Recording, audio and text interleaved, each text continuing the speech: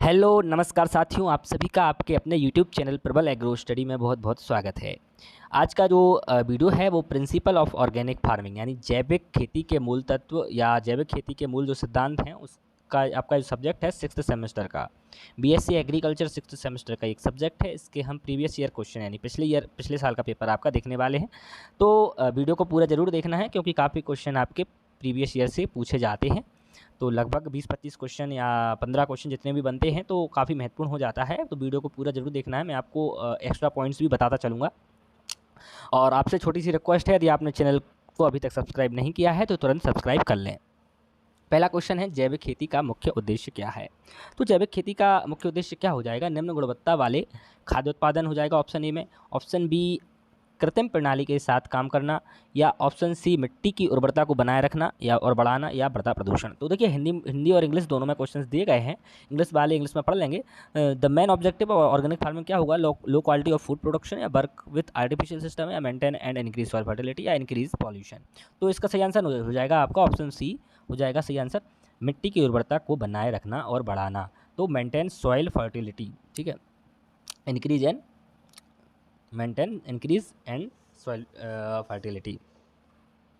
निम्न में से कौन जैविक खेती की सीमाओं में शामिल है। तो which of the following is induced in the limitation of organic farming. तो क्या है, मेंटेन सॉइल फर्टिलिटी, या मिट्टी की उर्वरता बनाए रखना, या इंक्रीज सॉइल फर्टिलिटी। देखिए आपसे इसकी सीमा पूछी है, यानी इसमें जो है इसकी लिमिट पूछी है। लिमिट बोल सकते हैं, इसकी क्या लिमिट है, लिमिटेशन क्या है, मतलब इसकी सीमाएं क्या हैं। तो इसकी सीमा जो है आपकी है छोटी भूमि जोत होना, यानी कि स्मॉल लैंड होल्डिंग्स, छोटी भूमि जोत। ठीक है। अगला क्वेश्चन है, जैविक कृषि की अवधारणा 1900 के प्रारंभ में किसके द्वारा विकसित की गई थी। तो ऑप्शन ए है जॉनसन के द्वारा, ऑप्शन बी है अल्बर्ट हॉवर्ड, ऑप्शन सी है रिचर, ऑप्शन डी है फ्रेडरिक। तो सही आंसर क्या हो जाएगा इसका, तो ऑप्शन नंबर कौन सा हो जाएगा, क्वेश्चन नंबर 3 का आपका ऑप्शन नंबर बी सही हो जाएगा, अल्बर्ट हॉवर्ड। एक चीज़ और याद रखना है आपको यहाँ पे, जो हॉवर्ड नाम से याद रखना है, अल्बर्ट हॉवर्ड नाम से, कि इनको बोला जाता है फादर ऑफ ऑर्गेनिक फार्मिंग।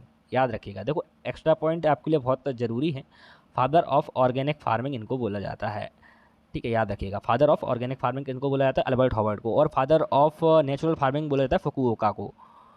देखो ये पॉइंट आप लिख लो, फुकुओका को बोला जाता है, याद रखिएगा, फुकुओका।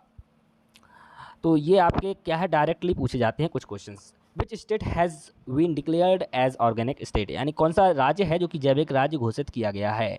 तो आपका जो है सिक्किम इसमें सही आंसर हो जाएगा, जो कि 2016 में इसको किया गया था। कब किया गया था, 2016 में, याद रखिएगा। बढ़ते हैं अगले क्वेश्चन की तरफ।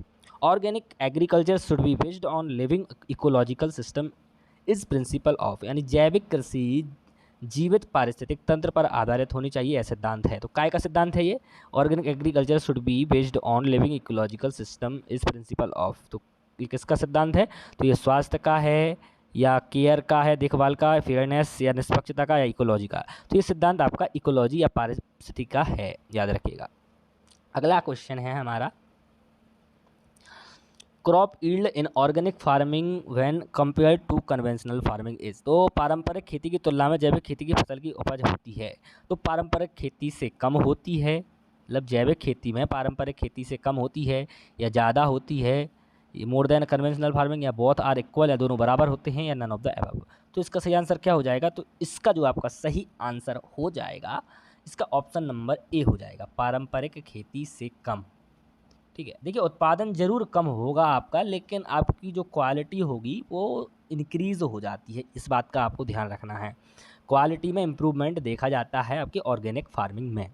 Azolla bio fertiliser is mainly used in this crop. तो कौन सी फसल में हम एजोला जैव उर्वरक का उपयोग करते हैं, तो ज्वार में, चावल में, मक्का में, बाजरा में। तो इसका हम जो करते हैं राइस पैडी या चावल धान। ऑप्शन बी इसका करेक्ट आंसर हो जाएगा, आपको ध्यान रखना है, ऑप्शन बी यानी राइस हो जाएगा इसका आंसर, धान। Which of the following is nitrification inhibitor. तो निम्नलिखित में से कौन नाइट्रिफिकेशन अवरोधक है, तो कौन है, नीम केक हो जाएगा आंसर, या कॉटन केक होगा, या ग्राउंडनट केक, या मस्टर्ड केक। तो इसका सही आंसर हो जाएगा आपका, जो आपका अवरोधक है नाइट्रिफिकेशन के लिए, वो आपका नीम केक है, याद रखिएगा, ऑप्शन ए। अगला क्वेश्चन है, national centre of organic farming in India is located it, मतलब कहाँ पर है, भारत में जैविक खेती का राष्ट्रीय केंद्र कहाँ स्थित है। पूछा गया क्वेश्चन है, आपका प्रीवियस ईयर का ही पेपर है तो पूछा गया है और पूछा भी जा सकता है, क्योंकि ऑर्गेनिक फार्मिंग का केंद्र भारत में केवल एक ही है और वही आपका रिपीट हो सकता है। तो क्वेश्चन नंबर 9 का आपका ऑप्शन ए हो जाएगा गाजियाबाद। गाजियाबाद आपका उत्तर प्रदेश में आता है, याद रखिएगा, ये आपका उत्तर प्रदेश में आता है, याद रखिएगा। बढ़ते हैं अगले क्वेश्चन की तरफ। अगला क्वेश्चन है the soil pH can be increase by adding, यानी मृदा पीएच को, मतलब उसमें क्या डाल दिया जाए मृदा में जिससे कि उसका जो है सॉइल पीएच बढ़ जाए। तो उसमें जो है चूना या लाइम को मिला देने से उसका जो सॉइल पीएच है वो बढ़ जाता है। यानी जो अम्लीय मिट्टी होती हैं, ये भी आपको याद रखना है कि जो अम्लीय मिट्टी होती हैं उनका सुधार हम चूना मिलाकर ही करते हैं। चूना मिलाने से उनमें सुधार हो जाता है। जो क्षारीय होती हैं उनमें चूना की अधिकता हो जाती है और जो अम्लीय होती हैं उनमें चूना की कमी हो जाती है, कैल्शियम की कमी हो जाती है। तो वो जो है कैल्शियम उनमें दे के चूना डाल के उनका सुधार किया जाता है।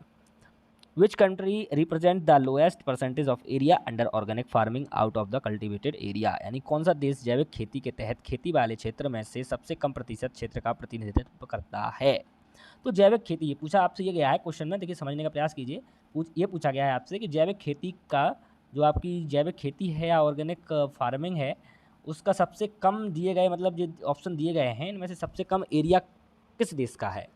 तो इसका जो सही आंसर हो जाएगा वो हो जाएगा आपका ऑप्शन ए, यानी जितने भी देश दिए गए हैं ऑस्ट्रेलिया, चीन, यूएसए, तो इनमें भारत जो है सबसे कम एरिया रखता है इनकी तुलना में। और पहले नंबर पर विश्व में कौन आता है, तो ऑस्ट्रेलिया आता है, याद रखिएगा। ऑर्गेनिक फार्मिंग में फर्स्ट रैंक रखता है Australia, organic based on area. जैविक खेती प्रणाली का प्रमुख घटक क्या है। तो जैविक खेती प्रणाली का प्रमुख घटक क्या है, कीटनाशक, सिंथेटिक उर्वरक, या देखिए ये सब चीज़ें आपकी उपयोग नहीं की जाती हैं, याद रखिएगा। जितने भी सिंथेटिक उर्वरक हैं या रासायनिक चीज़ें हैं वो आपकी जैविक खेती में उपयोग नहीं की जाती हैं, ये आपका कंसेप्ट है, याद रखिएगा। मैं बता रहा हूँ आपको, क्वेश्चन जरूर आएगा। तो बायो फर्टिलाइजर जो है, जैव उर्वरक जो है, ये इनका कोई दुष्प्रभाव नहीं होता है, दुष्प्रभाव, और ये आपके ऑर्गेनिक फार्मिंग में उपयोग किए जाते हैं। खेत में हरी खाद की फसल उगाना और उसी खेत में उसकी हरी अवस्था में शामिल करना क्या कहलाता है। Growing green manure crops in the field and incorporating in its green stage in the field is known as, किस नाम से जानते हैं उसको हम, कि हरी अवस्था में ही उसको, पहले हरी खाद वाली फसल को उगाते हैं, हरी अवस्था में उसको पलट देते हैं। इन सीटू ग्रीन मैनेजमेंट या स्वस्थानी हरी परिअवस्था बोलते हैं, परिपक्वता बोलते हैं। हिंदी मीडियम वाले भी इन सीटू ग्रीन मैन्योरिंग जरूर याद रखेंगे, इन सीटू ग्रीन मैन्योरिंग जरूर याद रखेंगे, क्योंकि आपका ये ऐसा वर्ड है कि आपका हिंदी में भी यही दे सकते हैं वो, ठीक है, दे सकते हैं। काफ़ी क्वेश्चन आपको देखने को मिलते होंगे जो कि आपके हिंदी इंग्लिश में एक ही वर्ड आपको दिया गया है, तो ऐसा हो जाता है, टेक्निकल टर्म से आपको पूछ सकता है। अगला क्वेश्चन है the breeding and rearing of earthworm in a controlled environment is called, नियंत्रित वातावरण में केंचुए के प्रजनन और पालन को क्या कहा जाता है। तो बर्मी वॉश, बर्मी क्यूलाइट, या बर्मी कंपोस्टिंग, या बर्मी कास्टिंग। तो बर्मी कंपोस्टिंग सही आंसर हो जाएगा, ऑप्शन सी। ऑप्शन सी इसका सही आंसर हो जाएगा। आप सभी को एक ज़रूरी सूचना देनी थी कि प्रबल एग्रो स्टडी का एक चैनल आपको बनाया गया है, चैनल है, तो उसको जरूर आप लोग ज्वाइन कर लिए। कुछ क्वेश्चन आपको वहाँ पे दे देता हूँ मैं। प्रबल एग्रो स्टडी का जो चैनल है, मैं आपको लिंक दे दूँगा, जो टेलीग्राम चैनल है उसको जरूर ज्वाइन कर लीजिएगा, प्रबल एग्रो स्टडी का टेलीग्राम चैनल को। वहाँ पे मैं काफ़ी क्वेश्चंस आपको दे देता हूँ, काफ़ी आपको स्टडी मटेरियल वहाँ पे प्रोवाइड करवाता हूँ। The main organic products export market for India is, तो भारत के लिए प्रमुख जैविक उत्पाद निर्यात बाजार है, तो कौन सा हो जाएगा इसका आंसर।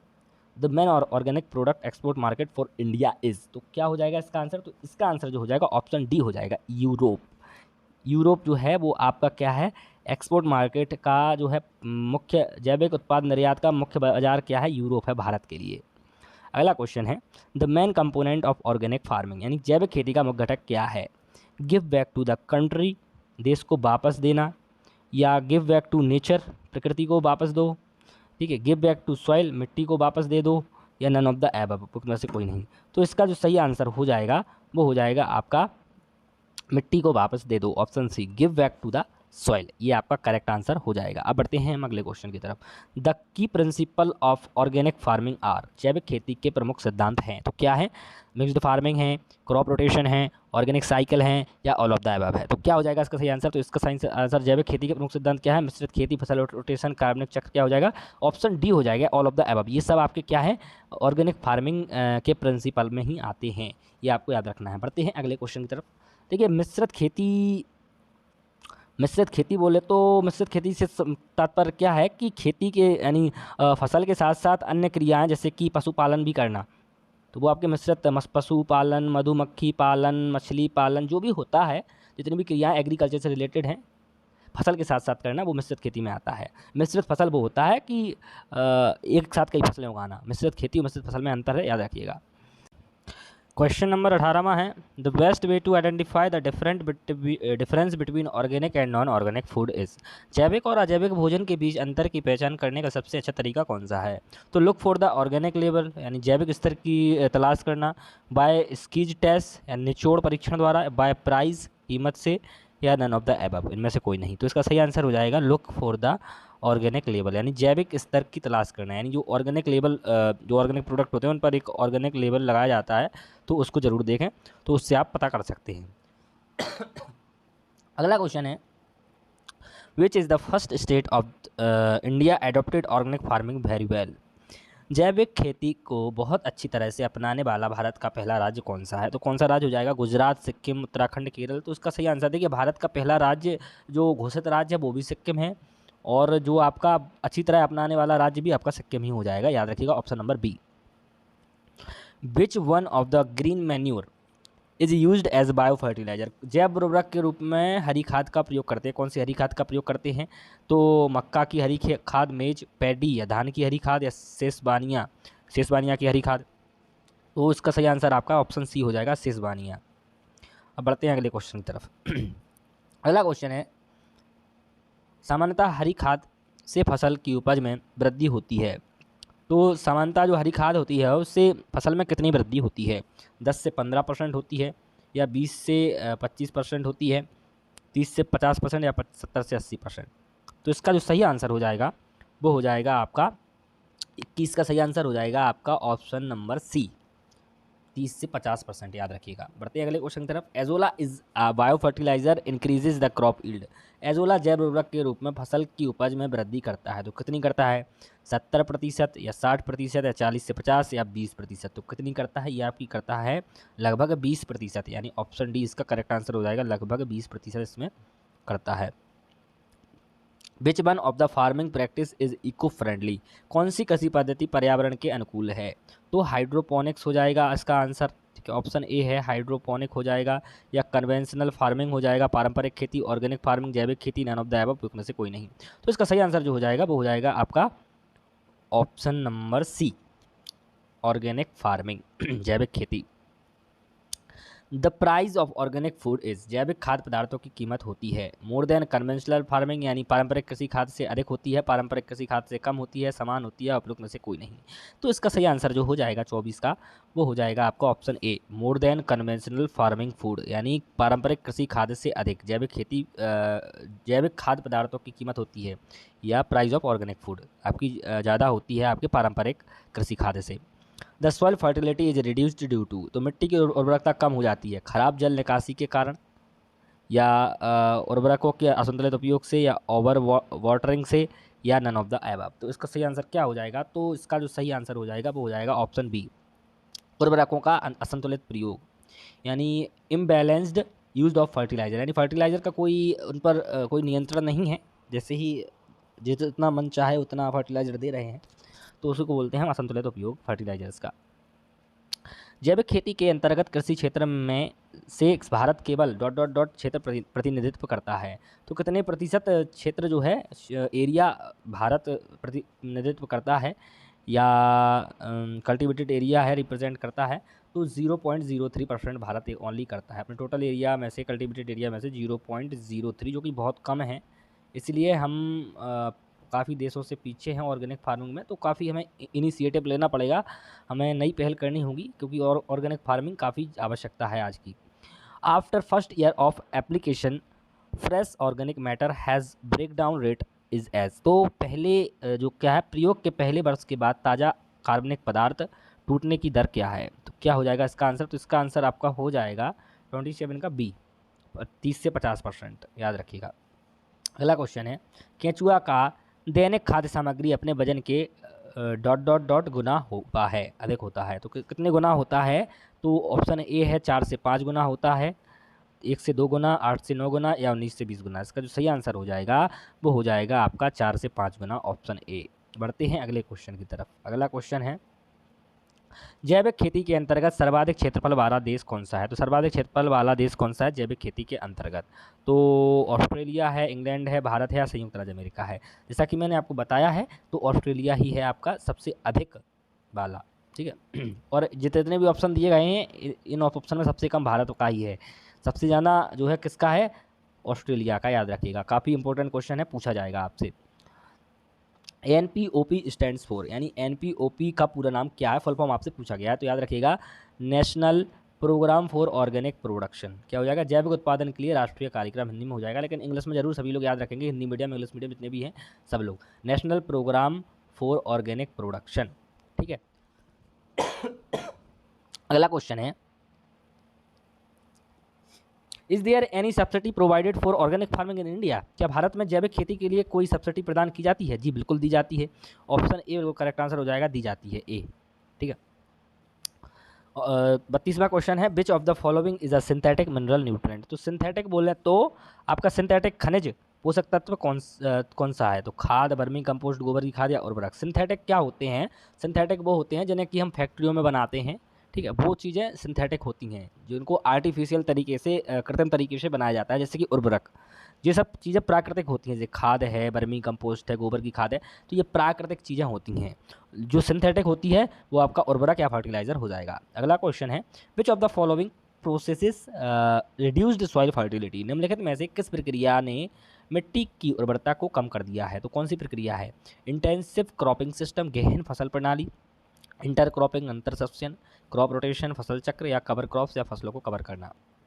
तो सही आंसर ऑप्शन ए हो जाएगा, गहन फसल प्रणाली, इंटेंसिव क्रॉपिंग सिस्टम। अगला क्वेश्चन है, व्हाट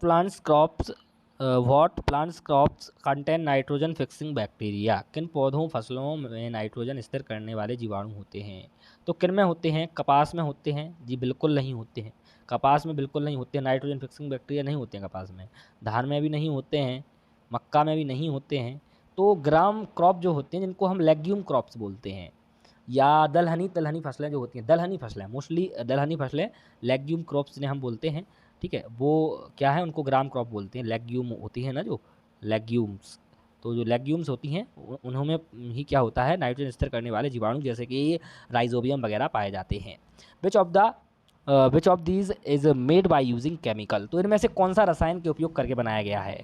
तो कौन सा बनाया गया है? कीटनाशक, जैव उर्वरक, जैविक खाद, तो जैविक खाद, ऑर्गेनिक मैन्योर, ऑर्गेनिक कंपोस्ट। तो क्या है, तो इनमें से जो है केमिकल का उपयोग तो कीटनाशक में ही करते हैं, आपको पता है। जैविक उर्वरक तो पूर्णतः आपका जो है जैविक ही है, जैविक खाद जैविक इसके नाम के आगे लगा, ये तो आपका जो है रसायन का प्रयोग किया जाता है, केमिकल का तो कीटनाशक बनाने में किया जाता है, याद रखिएगा।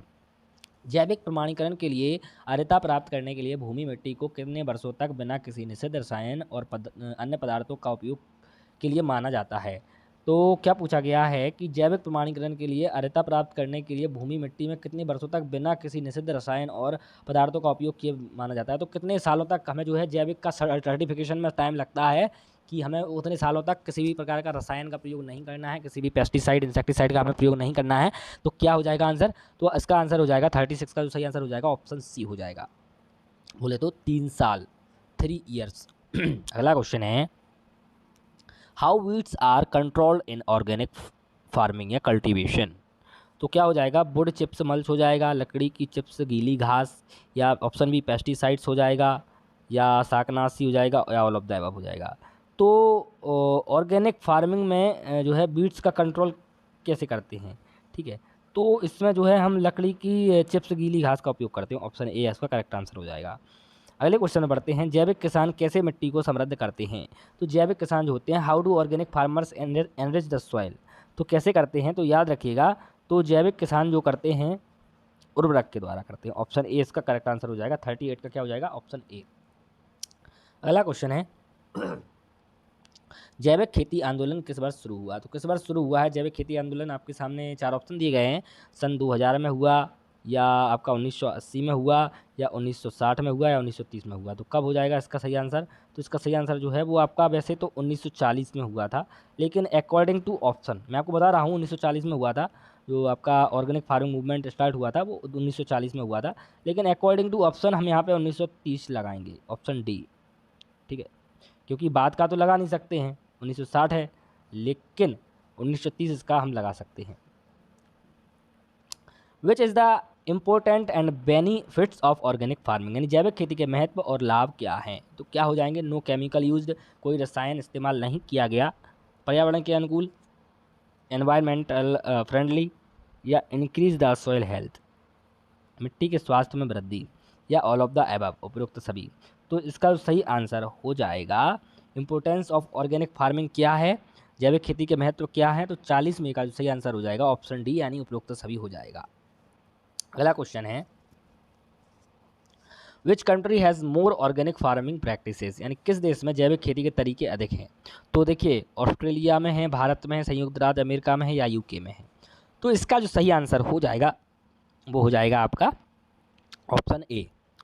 जैसा कि आपको मैंने बताया था, एक दो बार बता चुका हूँ कि जो सबसे ज़्यादा एरिया जो है आपका ऑर्गेनिक फार्मिंग का वो ऑस्ट्रेलिया में है, याद रखिएगा, सबसे ज़्यादा पूरे विश्व भर में ऑस्ट्रेलिया में है, और भारत में जो है पूर्ण ऑर्गेनिक राज्य आपका सिक्किम है, याद रखिएगा। ये आपके कुछ क्वेश्चन ऐसे हैं जो कि डायरेक्टली आपसे पूछे जा सकते हैं। जैविक खेती में मिट्टी के स्वास्थ्य को बनाए रखने के लिए सर्वोत्तम अभ्यास है, तो फसल रोटेशन है, सिंथेटिक उर्वरक है, काली मिट्टी का उपयोग करना है, या मोनोकल्चर है।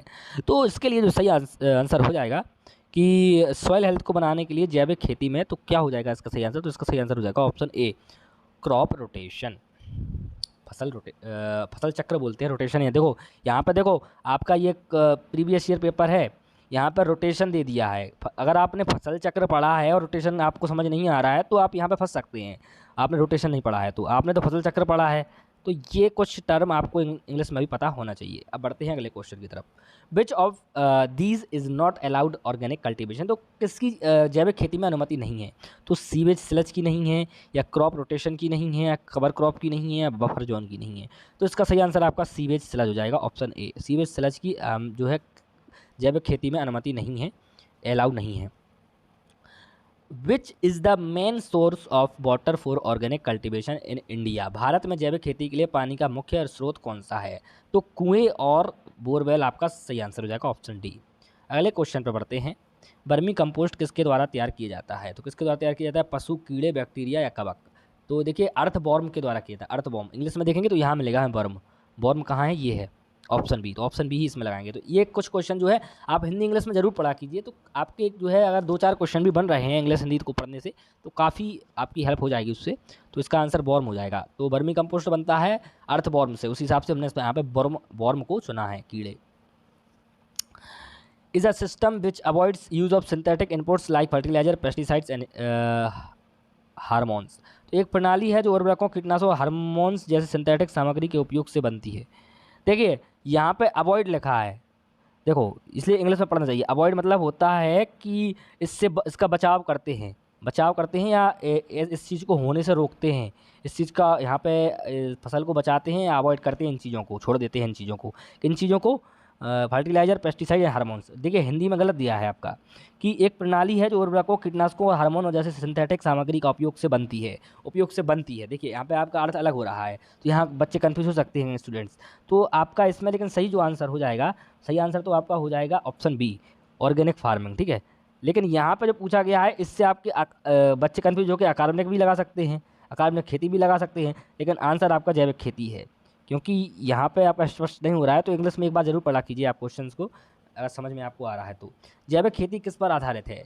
The organic farming is based on the ecological orientation, ठीक है, इकोनॉमिकल ओरिएंटेशन, कीटनाशक, हर्बिसाइड, ये क्या हो जाएगा आपका सही आंसर? तो सही आंसर हो जाएगा पारिस्थितिकी अभिविन्यास, याद रखिएगा ऑप्शन ए। 48वां क्वेश्चन है, जैविक खेती का इष्टतम इनपुट डॉट डॉट डॉट के द्वारा उत्पादन किया दिखता है। तो किसके द्वारा दिखता है? तो प्रदूषण, कृत्रिम प्रदूषण, रासायनिक प्रभाव, या कोई प्रदूषण नहीं। तो 48 में का जो आपका सही आंसर हो जाएगा वो हो जाएगा आपका ऑप्शन डी, यानी कोई प्रदूषण नहीं। तो जैविक खेती के द्वारा कोई प्रदूषण नहीं होता है।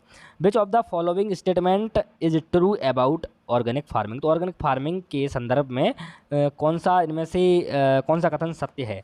तो यह कृषि उपज की गुणवत्ता में सुधार करता है, पोषक मूल्य में कोई सुधार नहीं, यह स्वास्थ्य का लाभ कम करता है। तो ऑप्शन ए सही आंसर हो जाएगा आपका। देखिए ये तो आपका कोई लाभ दिख नहीं रहा है यहाँ पे, ठीक है। तो ऑप्शन ए करेक्ट आंसर, यह हमारे सुधार करता है गुणवत्ता में, उपज की गुणवत्ता में सुधार करता है कौन, जैविक खेती के द्वारा होती है। जी आपका लास्ट क्वेश्चन है, 50वां क्वेश्चन है। एक प्रकार की जैविक खेती है जो अकार्बनिक रसायनों और कीटनाशकों के पूर्ण परिहार के साथ जैविक खाद और जैविक कीटनाशकों का उपयोग करती है। तो कृषि प्रणाली या मध्यवर्ती खेती, एकीकृत खेती या शुद्ध जैविक खेती। तो इसका जो सही आंसर हो जाएगा 50 में का, तो इसका जो सही आंसर होगा वो जाएगा ऑप्शन डी, यानी शुद्ध जैविक खेती, प्योर ऑर्गेनिक फार्मिंग, इसका सही आंसर हो जाएगा। क्वेश्चन को ध्यान से पढ़ लेंगे सभी लोग और आंसर को देख लेंगे और आंसर आपका ऑप्शन डी हो जाएगा। अभी आपका यहाँ पे देखिए समाप्त हो चुका है, ठीक है। क्वेश्चंस आपके समाप्त हो चुके हैं। तो आपको एक इन्फॉर्मेशन देनी थी कि आपने यदि प्रबल एग्रो स्टडी के जो टेलीग्राम चैनल है उसको आपने अभी तक ज्वाइन नहीं किया है, तुरंत ज्वाइन कर लें। वहाँ पर आपको काफ़ी क्वेश्चंस इससे रिलेटेड मिल जाएंगे और क्वेश्चंस भी मिल जाएंगे आपको, ठीक है। बाकी मिलते हैं अगली वीडियो में, तब तक के लिए बाय। आप अपनी तैयारी को बहुत अच्छे तरीके से कीजिए, यही मेरी आपको शुभकामनाएँ हैं। आप अच्छे से अच्छा अपने एग्ज़ाम में करें। धन्यवाद।